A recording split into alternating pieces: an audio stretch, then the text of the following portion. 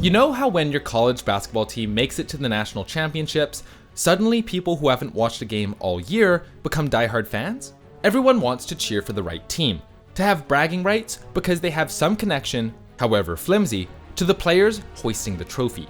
This year, North American esports fans had the opportunity to hop on the Valorant bandwagon as the region became the first in the game's short history to ever win an international tournament. Who knows how long our reign will last, but for the next few months, North American fans from across esports are gonna walk just a little bit taller. Especially since North American esports fans don't get a lot of opportunities to celebrate. The size of the region's player base makes it one of the major regions in most games, but the talent pool and competitive success doesn't always match up to that status. Still, there are times when North America defies expectations and goes on a historic run. In honor of Sentinels and their victory in Iceland, let's take a look at some of North America's biggest wins in esports.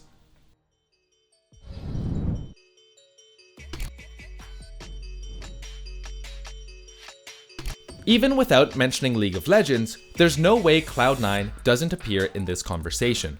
Before Valorant was even a thing, North America was competing, with various degrees of success, in Counter-Strike. While there are a number of prestigious tournaments held each year, the closest thing the game has to a world championship is its 2 annual majors. For years, North America has fought against the world's best and come up just short at these majors. That was, until the Boston Major in 2018.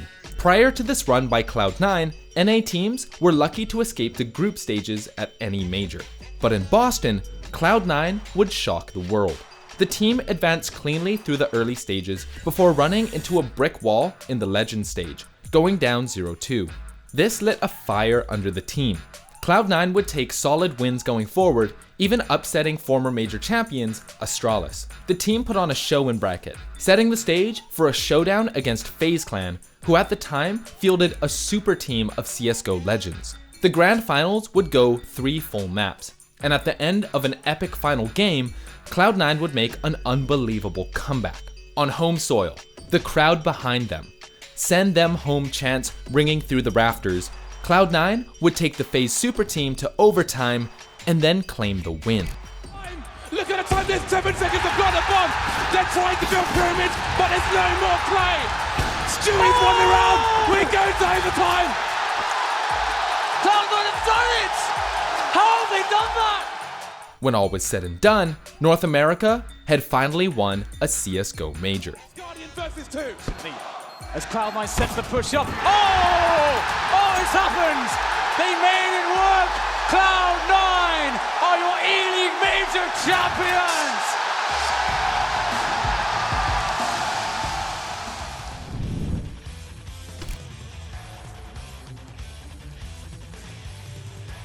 Fighting games are something of a mixed bag for North America.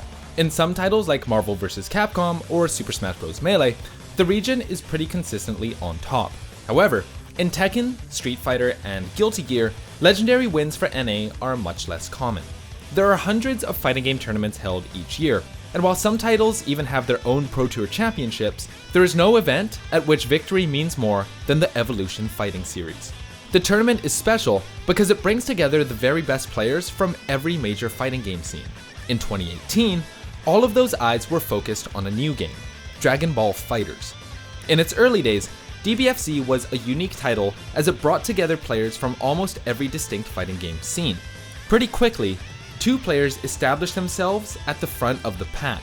In North America, it was Mortal Kombat legend Sonic Fox, while Japan had Goichi.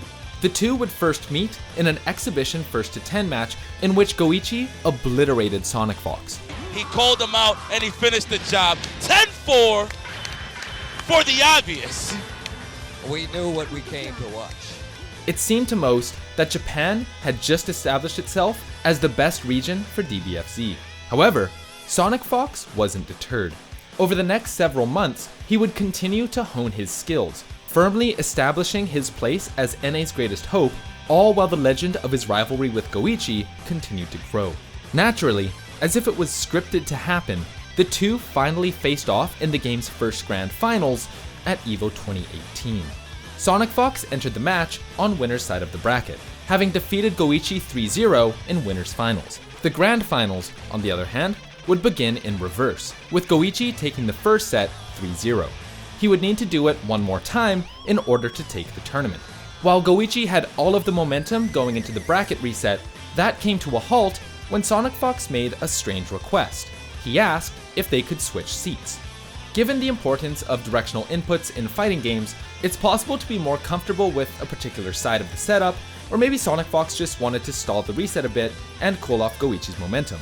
Whatever the reason, the strategy worked in Sonic Fox's favor. After just 3 more games, Sonic Fox emerged as the first ever EVO champion for DBFZ. North America had won the game that united the fighting game community. Oh! Wait a minute. Yo, wait, do not tell me we're going to summon. Are we going to summon? Oh! And Sonic Fox is your Dragon Ball FighterZ Evolution 2018 champion. He's done it. He's done it.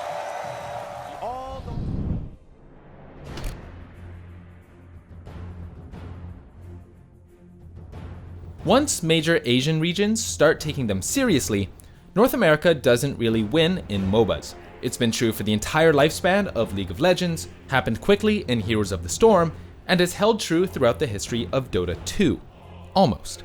Like in fighting games, Dota 2 has one tournament that matters above all others, the International. It's like if EVO was amped up to 11, and then you threw $30 million into the prize pool. In 2015, just months before the International, Evil Geniuses was struggling to even put together a roster that could compete at the event. The team had just lost 2 of its biggest players in Arteezy and Zai, and EG was having difficulty finding high-caliber replacements. Since most teams had their rosters set, EG landed on Aoi 2000 and the relatively unproven Sumail. Sumail was just 15 at the time and had never played on a professional team before. EG was taking a huge gamble, and right out of the gate, it didn't look to be going too great.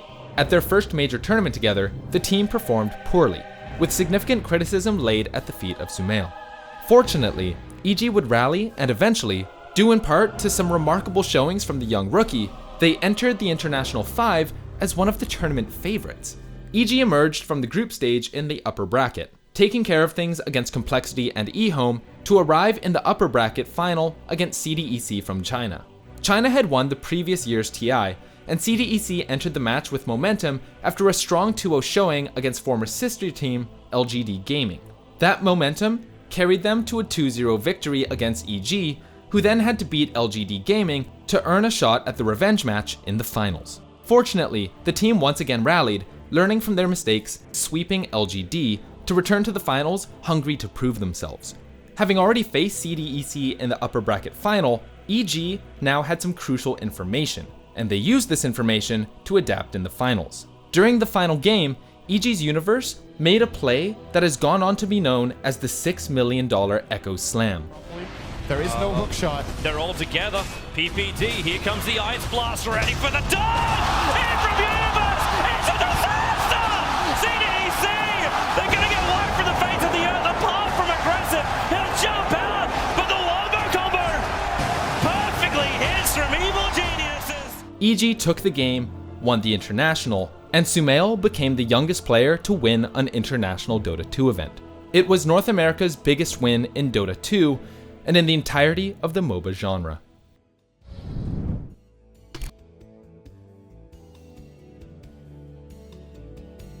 If you think MOBAs have been rough for North America, RTS games would like a word with you.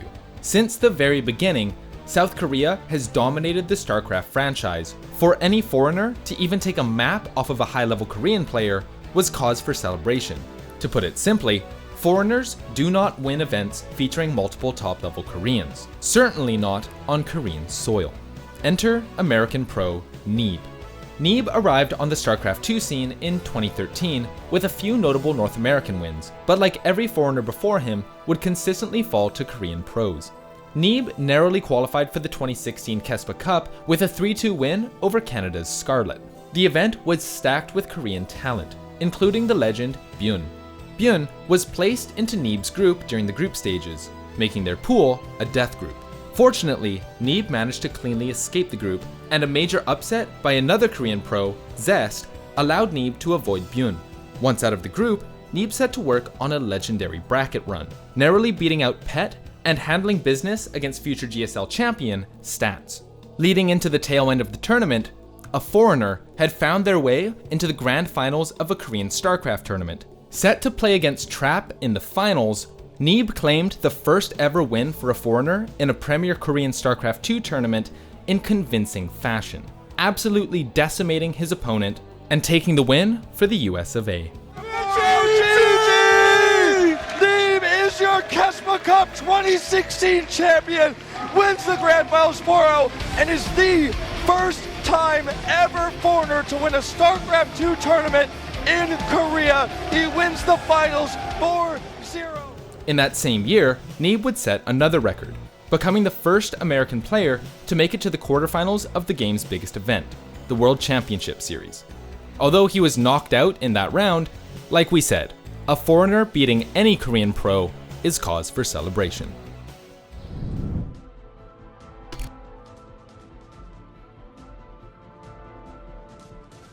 When it comes to Overwatch, there was a great deal of debate when it came to how fans felt about an all-Korean roster in the London Spitfire winning the inaugural season championship. While they were without a doubt the best team in the league, there was some unease among fans in terms of how representative this team was in relation to the city of London, especially given the city-based franchise model of the Overwatch League.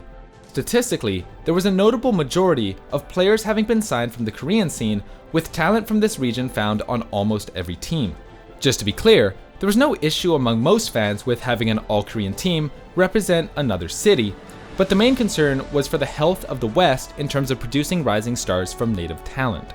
This, in part, is what makes the San Francisco Shock's victory over the Vancouver Titans all the more important. Not only did they take down a team that had looked unbeatable for a majority of the 2019 Overwatch League season, prove that North American talent could compete with international competition. It's no wonder why many still fondly remember this Clash of Titans as one of the best matches ever played in the history of Overwatch League. The Shock would then go on to defend their title for North America when they made it to the finals of the 2020 Overwatch League season, earning themselves back-to-back championship wins. This victory has cemented the Shock and North America as a region that can not only hold its own, but also prove that it has the means to foster talent and produce Overwatch teams that can dominate on the international stage. We'd like to extend an honorable mention to the legendary Cloud9 run at Worlds 2018. After years of seeing LCK dominance and the LEC coming into their own as formidable performers on the world stage, North America would bear the burden of a region that struggled to make it past the group stage. It's with this legacy of failing to live up to expectations that would make Cloud9's victory over Afrika Freaks in the quarterfinals all the more jaw-dropping. Not only did this victory mark the farthest the LCS region had ever made it in the LoL World Championships, but also the first time in League of Legends history that there would be no LCK team in the semi-finals. Cloud9 would have their underdog run cut short in the following match, but this accomplishment at Worlds 2018, at least briefly, gave LCS fans a moment of hope for their region.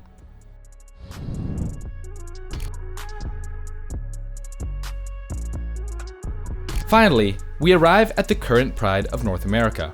From early on, Sentinels had established themselves as a contender in Valorant. The team won a number of events in 2020 and dominated the first regional Masters event in 2021 with a clean sweep over FaZe Clan. Sentinels seemed unstoppable and would somehow become even more powerful when they borrowed young superstar TenZ from Cloud9 to fill in during Sinatra's suspension.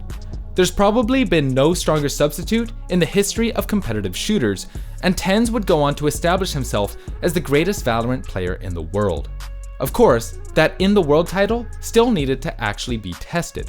Sentinels had dominated North America, but how good was the region in offline play? Thanks to the pandemic, there had never been a Valorant LAN, and so no one really knew where the region stood compared to one another. By the end of the week, it was clear who the best team in the world was. Throughout this list, we've seen underdogs scrape through for wins and favorites take care of business, but none claimed their prize with a level of sheer dominance that Sentinels displayed in Iceland. The team won Valorant's first ever offline tournament without dropping a single map. Oh my god! Magnum's got no HP, not like this! Sentinels, they're gonna get the defuse, they've done it! Sentinels are the Masters 2 Reykjavik champions, and they do it flawlessly. They didn't drop a single map. Valorant is likely to be around for a number of years, and the game has still not had its first official world championship. It remains to be seen how Sentinel's win will withstand the test of time, but for now, there's no doubt that it deserves its place among the greatest victories in North American esports. Where do you think NA's next big win will come from? Are there any championships that didn't make the list that you feel were left out? Let us know in the comments below. This video is made possible thanks to our wonderful patrons. Massive thank you to everyone on this list, and shout out to Jason, B, Brendan, QB, David, Foxy, Iron, Lyra, Mauve, Nate, Sierra, Shampoo, Weebu, Spartacus, and Yashichi for being platinum supporters. And an extra special shout out to Steven, Noodles, Marco, Mookie, and Orioriol for being diamond supporters. We'd also like to extend an extra special shout out to Fool from the Art of Warfare for being our Grandmaster supporter. Thank you all for your continued support. If you also want to support our channel and unlock perks, check out the Patreon link in the description below or join our Discord server. If you want to help us out in a different way, leaving a like, subscribing, and hitting the bell to stay up to date is also appreciated. My name is Jonah. Thanks for watching.